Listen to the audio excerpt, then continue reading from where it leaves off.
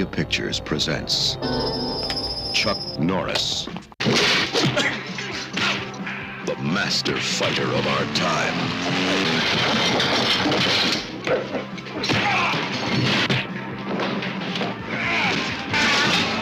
But not even he could imagine the power of the indestructible man he is about to face. A creation of science whose only thought is to survive. Welcome to the latest episode of the podcast that wouldn't die. I'm your host, Kevin. With me, as always, is Aaron. I just want to say that Kevin said I'm right 1,000 times right. So let that, just whatever he says after that, just remember that he said that. Sometimes you just have to say whatever you say. Oh. This week, we'll be discussing the horror classic, Silent Rage. I think it should be horror ? And then classic ? Well, it's science fiction and it's horror. And it stars Chuck Norris. I think most of the horror is in Chuck Norris's acting. Oh, clearly. Clearly, he plays a small-town lawman in Texas, as he often does, for some bizarre reason. But there's also, who else? Ron Silver's in this for some reason? Oh, poor Ron Silver. I love Ron Silver. That's usually a mark of quality. Reversal of fortune, my friend. I can never not look at him and not see Alan Dershowitz. Well, before he went insane. Yes, this is a sad situation. Before Trump ate his brain. This is true. Now, Aaron, give us the 30-second synopsis of Silent Rage. All right. It's basically you're in Mayberry, and this is Andy Griffith, and Texas Walker Ranger is really Andy Griffith, and instead of Barney, it's Flounder from Animal House. I wrote that down, yeah. So basically, there's a crazy person. Well, he was only becoming more crazy at the beginning, and until he loses it, and axe, chop.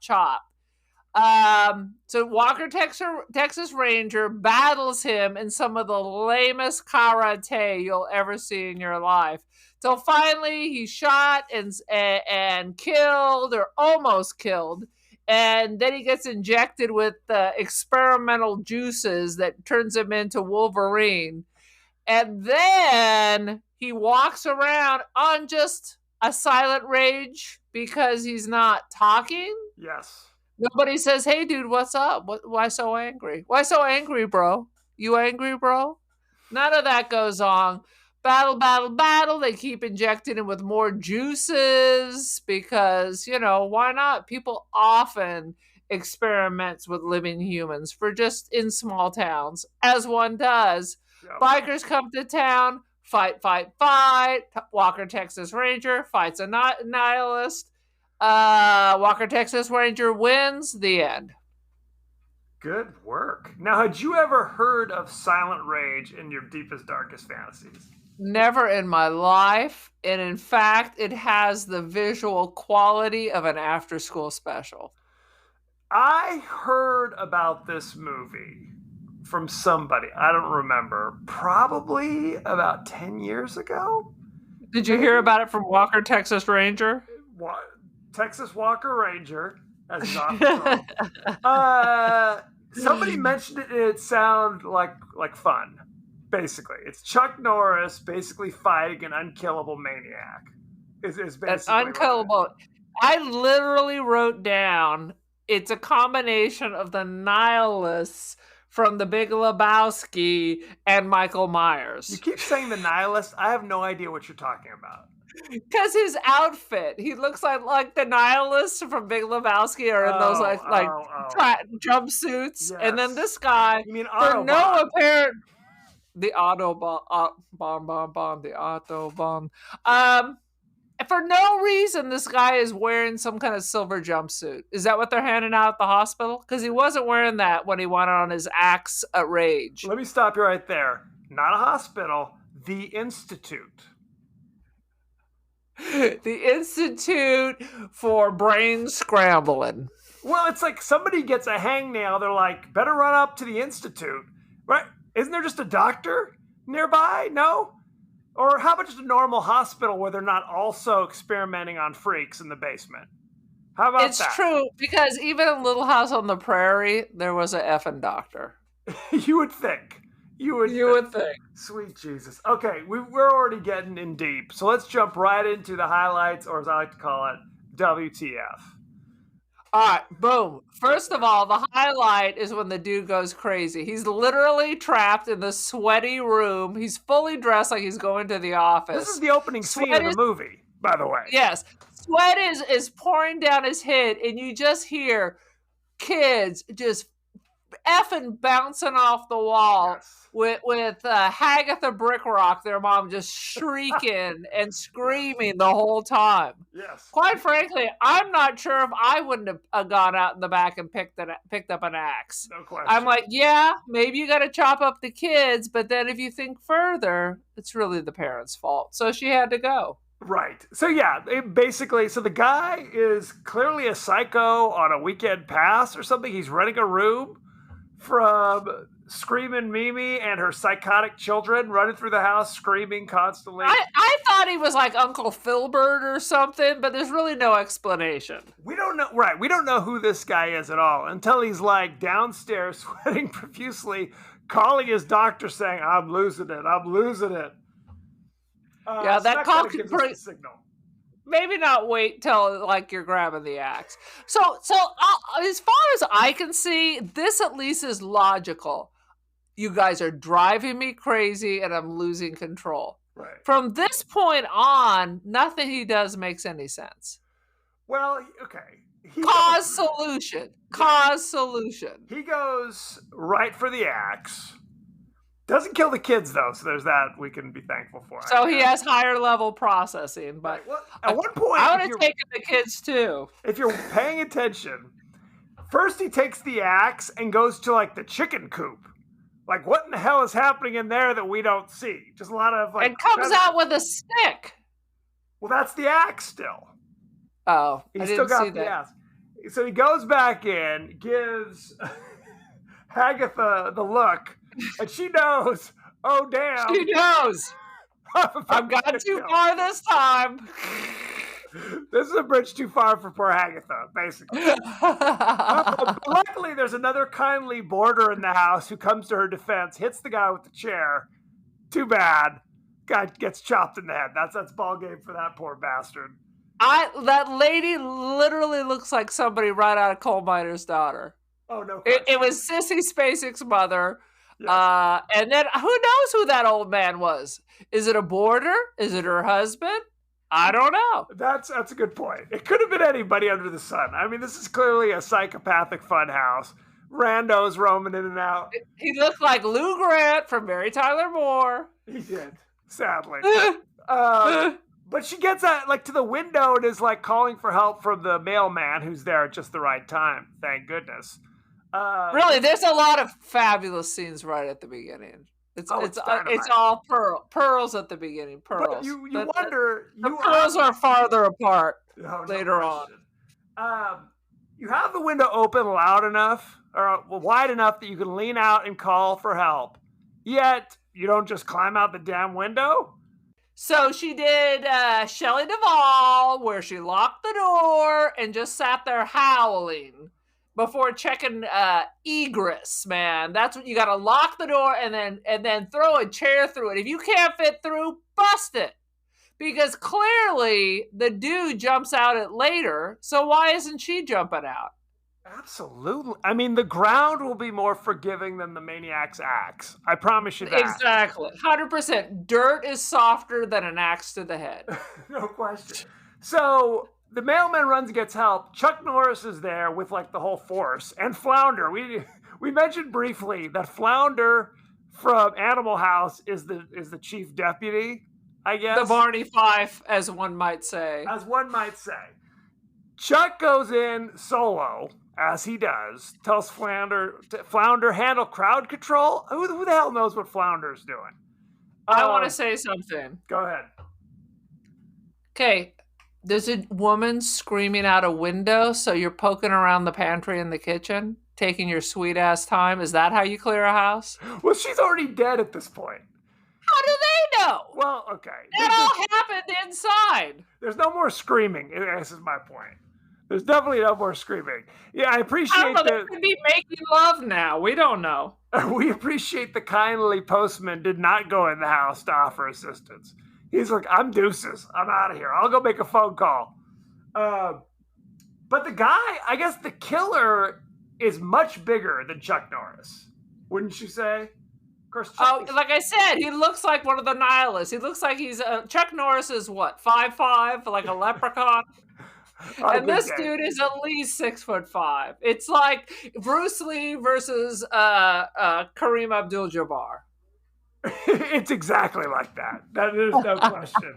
But Chuck eventually beats him up, not before almost getting shot by Flounder, who's just shooting. Like the LAPD, he just starts shooting. Good times. Or apparently, according to the ACLU, also Bakersfield. Well, I don't need the ACLU to tell me that about old Bako. Shocking. Shocking. Now, and this is the part that I found confusing, because they literally get the crazy psycho in handcuffs and put him in the back of the police car. And then he just snaps the handcuffs and literally kicks the car door off its hinges. So Right. Is he already an X-Men? An X-Men? Yes. I've never heard it put quite that way. An X-Men? I mean, clearly he's an X-Man. And he's got the superpowers. How are you breaking handcuffs? How many meth heads and people on PCP have tried to do exactly that? You're not breaking steel handcuffs. I'm sorry. No. Or kicking a 1970s Ford made out of like virgin iron, you know? Exactly. Virgin iron. No, and fine Corinthian leather. That's the name of my next death metal band. It's going to be Virgin Iron. Virgin iron. So the cops blow him away. As Ron Silver comes running up, who is, I guess, was his therapist or something. Yeah, not doing a good job. Not doing a good job, Ron. Doing a lousy job. Lousy job. Gunned down. They take him to his corpse, ostensibly, to the Institute, where Ron Silver works as he's also a thoracic surgeon. Evidently, he's got a lot of hats. Right? At the Institute for Insanity and Thoracic Surgery. I mean, he's in there deep. He's in there, like, pulling bullets out. Oh, man. Hey, maybe we should try out that new serum we've been working on. All cool. This seems like a problem. This seems like, are you allowed to just experiment on corpses, Dr. Frankenstein? Well, I guess, where are we? Where are we? Is this Florida? It's probably okay. It might be Florida. Anything goes at this stage of the game. Oh, sweet Jesus. So, yeah. We can't vax, but for sure we can experiment on people in the Institute. Right. And I guess the idea is this crazy formula they've been working on will heal your wounds and make you invincible, basically. So let's try that on the psycho with an axe that just murdered 5 people. Is that the plan? Exactly. And his brain is all crazy. Yeah. I didn't know you can do a brain scan and just know that there's crazy business going on. There is a scan you can do just to check for the crazy. Abby Normal is what we call it. Abby Normal. So why don't we just scan everybody's head? That would help, right? But I was saying, it's like, wasn't there just like a car accident? You know, a kindly minister that was walking down the street that had a heart attack? Why we go straight to the axe murderer? Yeah, I mean, of course it makes no sense. It's absolutely a cuckoo. It makes no sense. So, yes, the Institute, in quotation marks, they keep coming back to it. They keep coming back to it. Who the hell knows? Because they only had money for 3 sets. Yes. There's the sex dungeon, there's the bar, and then there's the Institute. So then there's that whole other thing where it's Flounder and Chuck are sitting at the diner, eating breakfast or whatever, and Right. there's like three crazy bikers that are just there going like, I'm gonna mess with the sheriff. Hey sheriff, what are you gonna do with? I mean, even if he's not Chuck Norris, you think you'd steer clear of the law. I don't know. Call me crazy. Southern sheriff with a gun. Unlike is Andy him. Griffith, he has a gun. Yes, this is true. And there appears to be three of them. That doesn't seem like good odds. I mean, for sure, they can kidnap Flounder, and that would be the end of that. But they're not messing with Chuck Norris. You'd think, and okay, I wrote this down. There's a weird moment where Flounder confides in Chuck about how, as a child, he killed his dog. Yes. What in Why?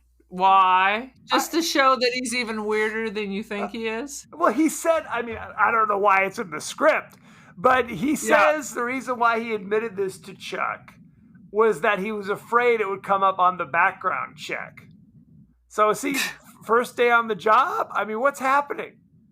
He's a trainee. He's about 40, I'm guessing, right? At least. No explanation. Well, They're like, oh yeah, let's have this background. So we all know that he's about it. Maybe he's from the Institute. basically everybody in town has some kind of connection to the Institute, sadly. That's right. It's one of those like those coal mining town, except it's the Institute town. Right. Everybody's either a patient or works at the Institute, evidently. Or both, apparently. Clearly. So then Chuck and Flounder go to the biker bar. I don't remember why they went to the biker bar. Oh, because they drove by. Well, it's a bar. Right. And drove by it and they saw the motorcycle. So maybe it's not a biker bar. Oh, it's just a regular bar that the bikers have taken over. Right. It's probably just the bar in town. And now there's all these motorcycles lined up. Right. It's normally reserved. Go ahead. The only people in the bar besides the owner who's tied up is this gang. Right. It's normally reserved for like hillbillies and hayseeds. That's correct. This afternoon, different kind of racist. That's correct. On this afternoon, and literally he opens the door, and it is like Sodom and Gomorrah in there.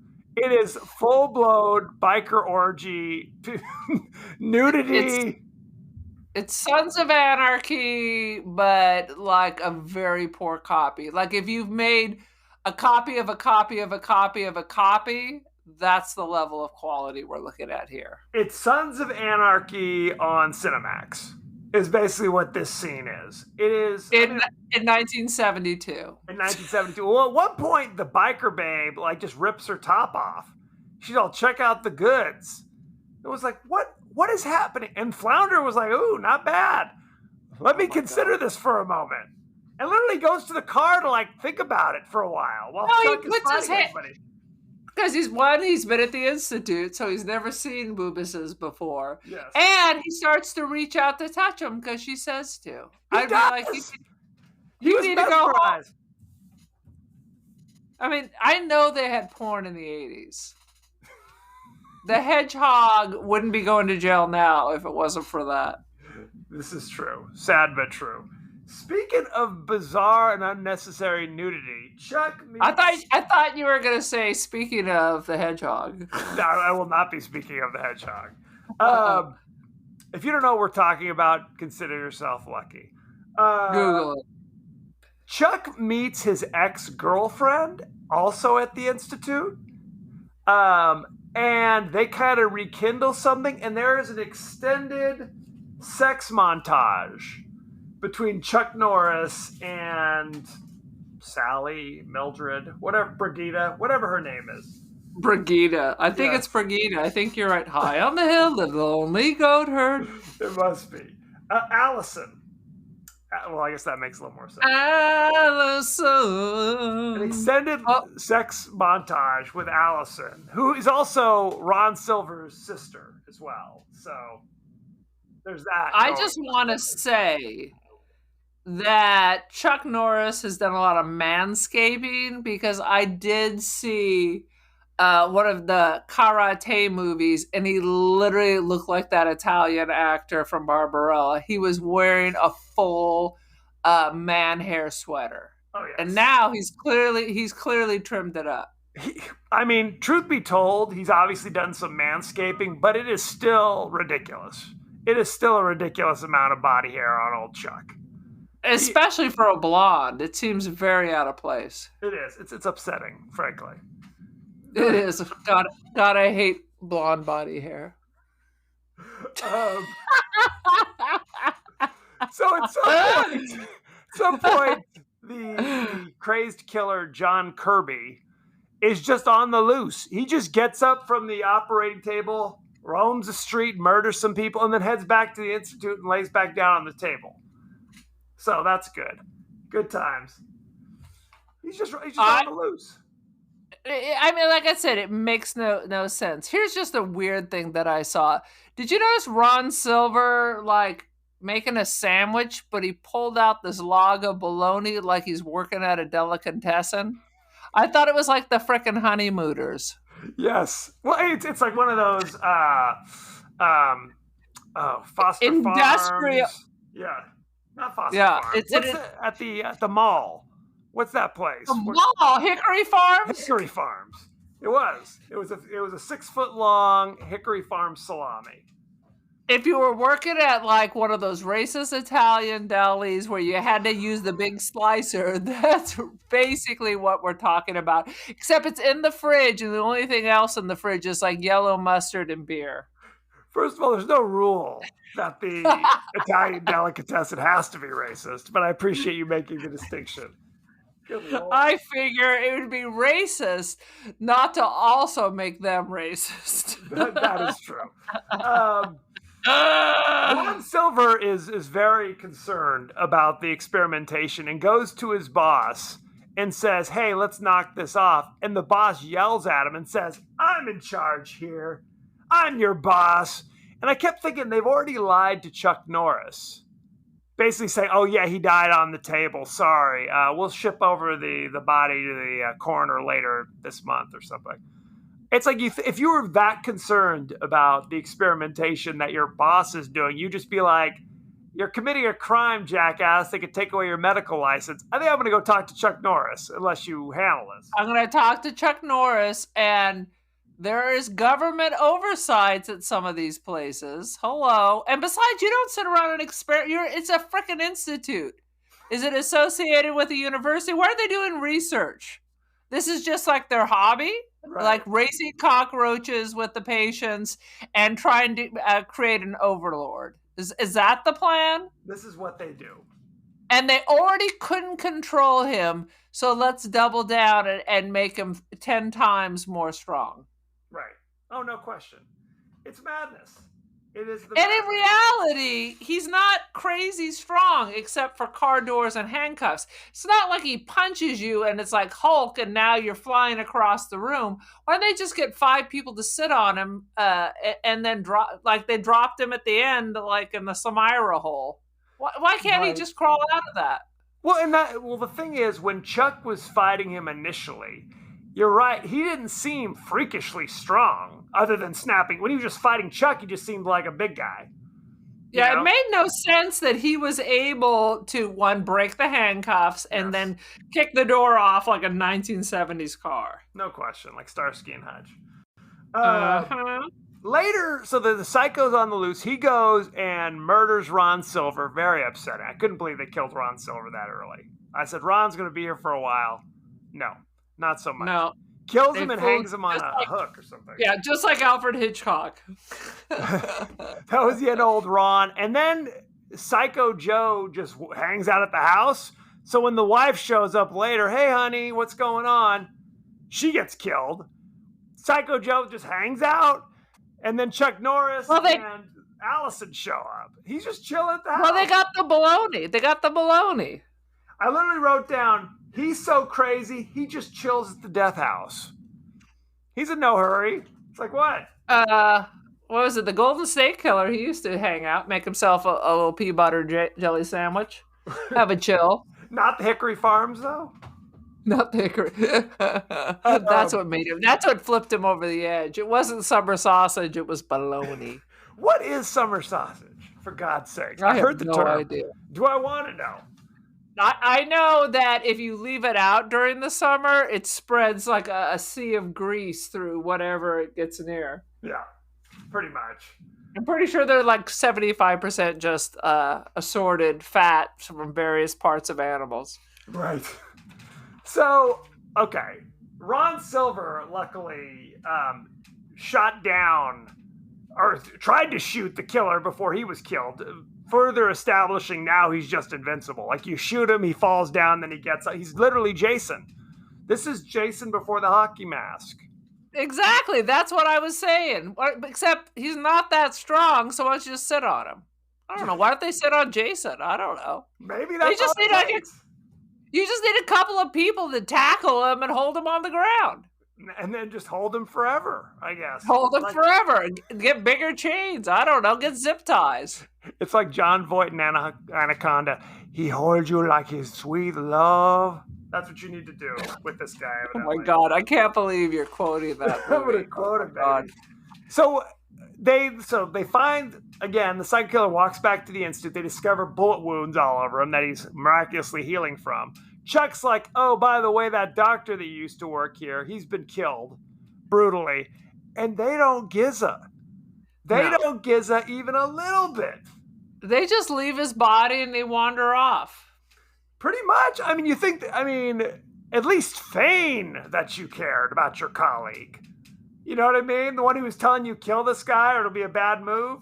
No. Why didn't they go get the serum and shove that at him? Well, eventually the other doctor is like, I'm just going to handle this. And he goes and gets the syringe of, I don't know, acid, whatever it is, poison, cyanide. Who's to say? Yes. Puts it in the killer. Does not kill the killer because it's too late for that now. And then he gets the syringe in his neck. Ball game. Yeah, and did you notice it's been refilled and they only put halfway in? So then the killer is up wandering around the lab filling the syringe? Is that my understanding? I think the doctor was just walking around with the syringe. Well, he already shoved it in, but the one that was in his neck was half full. Who's to say? My last note that I wrote down, and then you can carry. Oh, I already ran out of my notes, except for 357 Magnum. Ron Silver and Walker Texas Ranger both rolling around with these massive guns. That's how they do it. This is Texas, or Florida. Either way. We're saying it's Florida. Maybe in the Panhandle. My last note is literally, was Chuck Norris always 50 years old? I believe that's correct. What was it? Which of the Bruce Lee movies was he in? Enter the Dragon or whatever? Game of Death, I believe. Game of Death. So, yeah, I think he looked exactly the same in the 70s that he does right now. Sweet Jesus. Oh, so there's the big climactic battle at the end. And the killer, like literally they're driving the killer off a cliff. They're doing lighting him on fire. It does not matter. And I kept thinking this is the only movie that you see where Chuck Norris literally at one point is running away from the killer. He's like, I'm out of here. Right. Later. And the only way they can finally end it is you're right, pulling a ring where they toss him like Samira down the well. That's right. That's the beginning. And then what? And then what? Wait, you're gonna wait for him to starve to death, or maybe he never doesn't starve to death, or maybe he climbs out of the well. Maybe he does. It's basically setting up Silent Rage 2, which could open any day now. And it's Silent Rage just because we don't know, the killer doesn't talk while he's killing? Is that it? Yes. Why is the rage so silent? Killer doesn't talk, and he's very angry. He is very angry. And why is he just killing everybody? Because it's too noisy? Well, you think he's got something against his doctor at one point, which explains that. Okay, so you took care of that. But then you're right, he's just walking around the institute. Is it becoming like the quiet? Is he the monster in the quiet place? So now any sound just rages him because he needs silent. It's not silent, so he's in a rage. That's what it is. If that's what it is, that kind of makes sense to me. Then I empathize. There you go. Now it all makes perfect sense. Shall we go to the behind the scenes? The only thing I saw for behind the scenes is this was supposedly big budget. That's how they were able to get old Chucky in. Well, this is like one of his earliest movies. Not earlier than Game of Death. This was like his third or fourth. I think it might have been like his first or second like big budget, big-ish budget. I'm having a stroke. Budget movie. Like I mean, you don't know this about Chuck Norris, but like his first couple of movies that he was the star in were basically self-financed, and it was those deals where he would pay the theaters to show them. Oh, I didn't know that. Yeah, it's like you. I thought he was the king of karate. Well, he was, but he wasn't like some big star at this point. He had been. He wasn't Walker. He wasn't Walker, Texas Ranger. That wasn't for like another 15 years or something. No, so it was like Breaker, Good Guys Wear Black. There was a few early ones. The Force of One, where it was literally, and they talked about this. If you ever saw the Dolomite movie with Eddie Murphy. No. Where it's that same kind of thing, where you basically pay the theater, to rent the space, and then I guess you split the money from the tickets with the house, something like that. Oh Lord, I had no idea, but I will tell you, this may be the second Chuck Norris movie I've ever seen, because the first one was Game of Death, which was technically a Bruce Lee movie. I mean, it's just right. Chuck's in it. I think that wasn't, if I remember correctly, that's the one where Bruce Lee died halfway in the making of it. And then there's like a fake Bruce Lee, Bruce Lee or whatever. He's wearing like sunglasses the entire movie, so you can't tell. Obviously not him. It was really Chuck Norris. They just Popeil hair in a can, his blonde ass. Well, speaking of how hairy he is, in Game of Death, I think Bruce Lee literally tears hair off his chest. Oh my God. He looks like that freaking Italian actor from Barbarella. It looks like he's like John the Baptist with a hair shirt. It is enormous. He has so much testosterone that I'm afraid if I even get close to him, I will in fact become a man. Well, he's part Sasquatch, is the sad reality. And that part is from the neck down, apparently. Well, because of course then he has the bad, like Irish, thin hair on top. Yes. He has that weird hairstyle, like I'm trying to cover up a bald spot is what we call that haircut back in the day. We called it the Dorothy Hamill back in the day. No question. Well, and you could tell this is early Chuck because he just has the mustache. He doesn't have the full beard. God, so there you go. Men and their facial hair. Men and their facial hair. Well, early Chuck is no facial hair, like maybe some sideburns. Then it was a couple movies with just the mustache, and then when he got the beard, it was beard all the way through.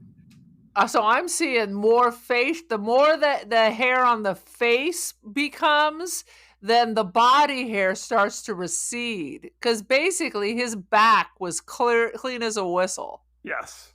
Which does not occur in nature when your chest is that hairy, as far as I know. Exactly. So I don't know if he has concubines who are plucking him out one at a time, if it's just grabbing him by the top of his head and dipping him in the wax. I don't know, but something's going on. If there are concubines available for back cleaning, just let me know. Sweet Jesus. I totally lost my train of thought. The Chuckettes. I remember I watched this documentary about the Canon Film Company that made all these horrible movies. Yes. And basically, they're the ones who gave Chuck Norris, he became famous through their movies, essentially. And when I realized, I talked to Brianna about this because she's the one who told me about the documentary, how as kids, we never saw any of these movies. We never saw a single Chuck Norris movie. We might see Stallone, you might see Schwarzenegger, later Jean-Claude Van Damme or whatever. JCVD. You didn't, no one I knew was watching Chuck Norris. No. Because they were so low budget and crappy. Yes. They were. I mean, yes. 100%. Clearly. We're watching Silent Rage. So, yeah. A movie I hadn't even heard of until 10 years ago. So. And by 80s standards, had to have been rough watching. Well, I mean, the elephant in the room is that Chuck Norris is not a good actor by any stretch of the imagination. He has no charisma at all. Well, either does Arnold Schwarzenegger, so you got to lean into that. Schwarzenegger has a sense of... Oh, come on, please. Schwarzenegger is much more charming than Chuck Norris. For sure, he has much more personality, but you don't care that he's also a terrible actor because he's funny. But I think that's part of acting. I think being able to convey that is part of the job. You know what I mean? Whereas Chuck is just joyless and... Well, that is true. Chuck Norris may be part robot. Arnold Schwarzenegger is Arnold Schwarzenegger. Whether he's Conan the Barbarian or whatever trash he's up to these days, he's still Arnold Schwarzenegger. Right. Well, there's a difference between a leading man and a character actor. You know what I mean? No one's accusing him of being Sir Laurence Olivier. He doesn't transform. He's not Dustin Hoffman. But you like him. So that's the difference between him and Kevin Costner or him and Chuck Norris. You don't really give a shit about Kevin Costner. I mean, there were movies I did, but you're right. By the time he hit the 90s, he was another kind of joyless, empty shell. There's truth to that. But Chuck the sun never rose on his acting. That's the cold, hard reality. No, but I mean, something could have been done if someone wanted to do something. They could have camped him up. They for sure could have camped him up. I just don't think he's got the chops. All right. That's my feeling. Maybe I'm wrong. If anybody who's a hardcore Chuck Norris fan, come at me. Let me know. Hey, you really have to see Top Dog. That's where he really gets it. Maybe. Anyway. He's just, you're right. He's just joyless and dead inside. Yes. That's why what he's doing is fighting. That's the interesting part. Right. You don't want to hear him do a soliloquy. No. He ain't no Jackie Chan. He ain't no Bruce Lee. Those people had charisma. Absolutely. He has technical skill. And I, for whatever reason, mostly because I like good TV, never watched Walker, Texas Ranger. No. But I have to assume that thread continues on. Like suddenly he's not going to the actor's studio. It's got to be still Chuck Norris. Yes. Well, the cold hard reality is he started doing Walker, Texas Ranger because he couldn't get the movies made anymore. Sure, I'll be on a ongoing TV series that's only shown on Saturday nights. You know what I mean? What else am I doing? There's a certain element of the population, mostly Trump supporters, who love that show. Let's move on. I think he lives in Fresno or something. I think he lives in California. I think he's got a place like in Austin or Dallas or something like that. All right. Moving on. You know who I'm thinking of? Who? The guy from In the Heat of the Night. The TV series, not the deputy. Oh, okay. He was on Grace Under Fire too.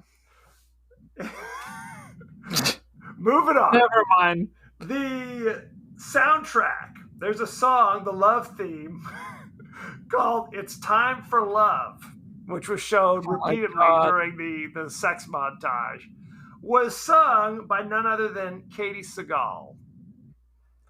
Peg Bundy from Oh my God.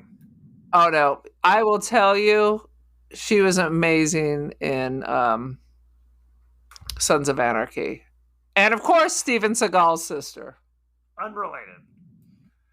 Is that correct? Their names are not even spelled the same way, but I think we pronounce it the same way. Who's to say? Oh, I'm so sad. I'm so sad. Some posters for the film feature this blurb that read, "Science created him, now Chuck Norris must destroy him. He's an indestructible man, fused with powers beyond comprehension, an unstoppable terror who in one final showdown will push Chuck Norris to his limits and beyond." That's a long tagline. It's basically a paragraph. That is a long tagline. Do you know he's 1 year older than our mother? Oh, I didn't know Uh, that. and it was The Way of the Dragon, not Game of Death. Oh, okay. Gotcha. He is a black belt in Tang Soo Do, Brazilian Jiu-Jitsu, and Judo.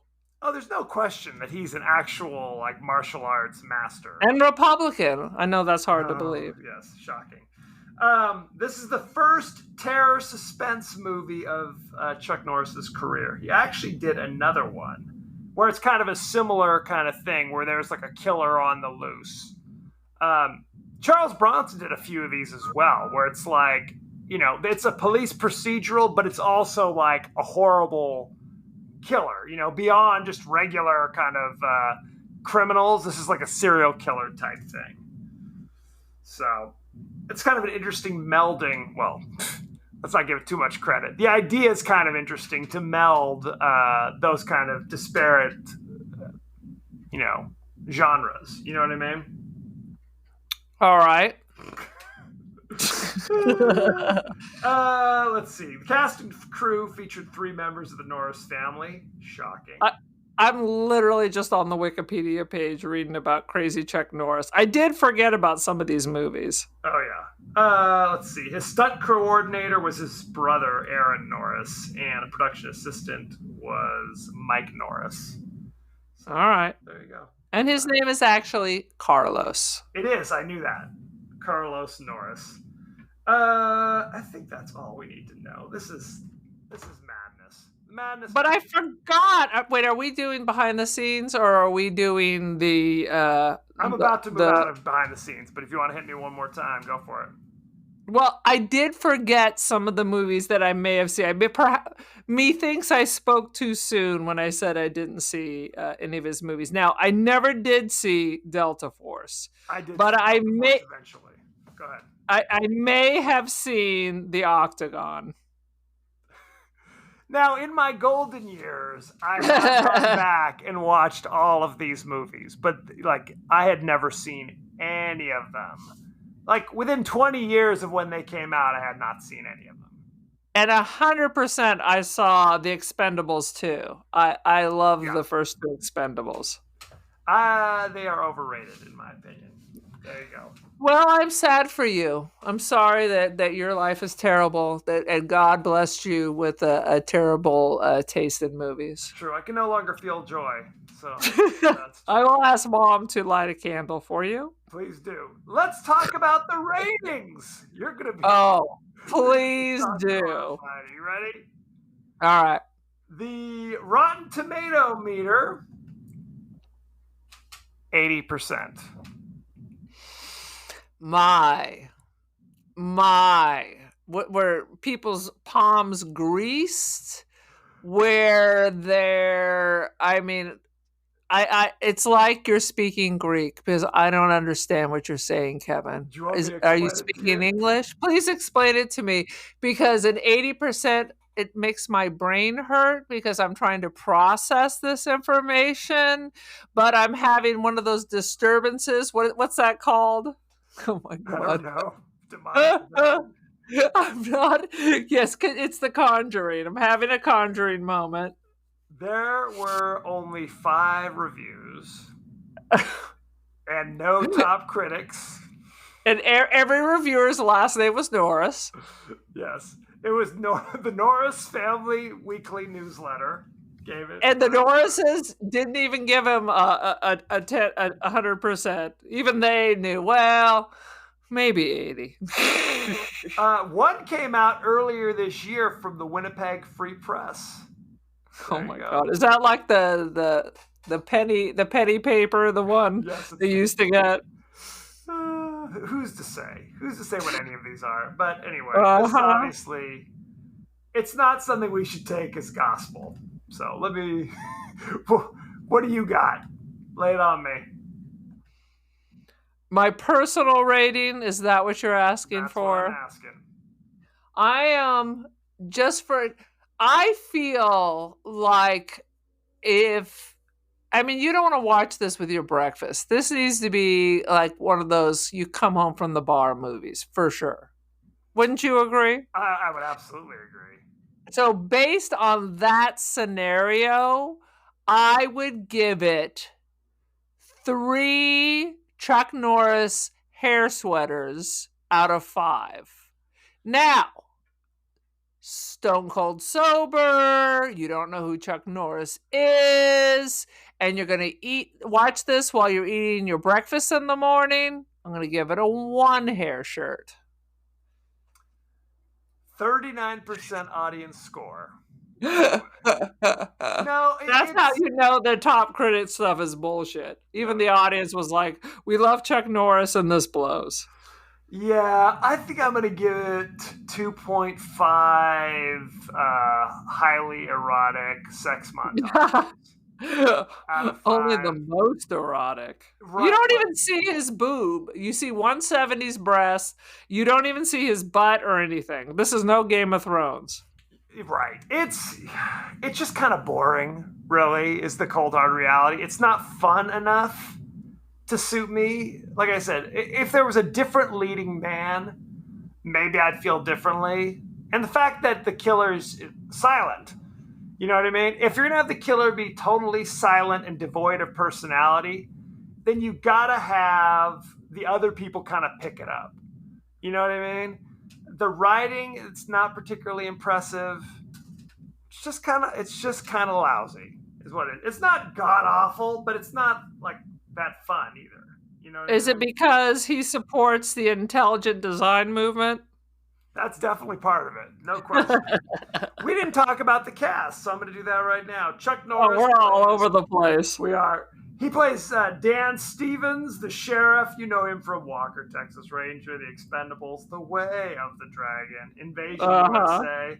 I always love, I'll tell you what, I saw Invasion USA recently, and I enjoy it as one of his better outings, and he has this line that made me laugh.